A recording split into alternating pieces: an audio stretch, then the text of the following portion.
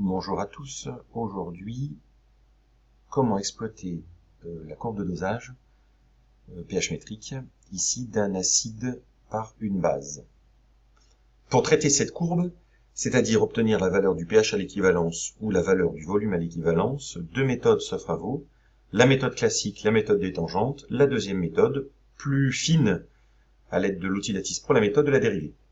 Méthode numéro 1, la méthode des tangentes. Dans la partie fenêtre active graphique, faire un clic droit sur la souris et choisir méthode des tangentes.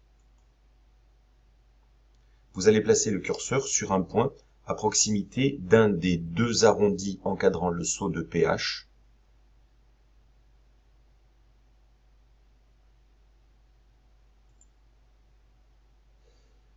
En clic gauche, vous fixez les deux courbes. Les coordonnées du point d'équivalence apparaissent sur la fenêtre active. Vous pouvez, si vous le souhaitez, ajouter ces valeurs à la liste des constantes.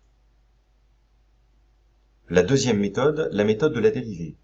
Il s'agit d'une méthode calculatoire, donc beaucoup plus fine, qui n'est pas soumise à l'approximation du choix du sceau du pH.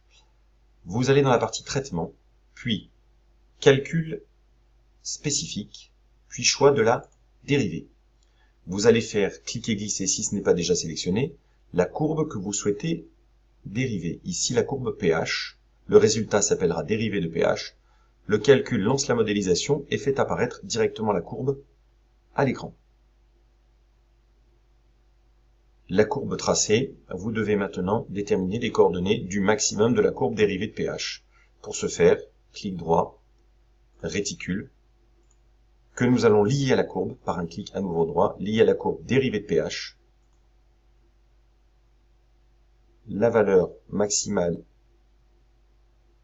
fournie par la courbe nous donne 14,3, ce qui est cohérent avec la valeur du volume équivalent trouvée par la méthode des tangentes.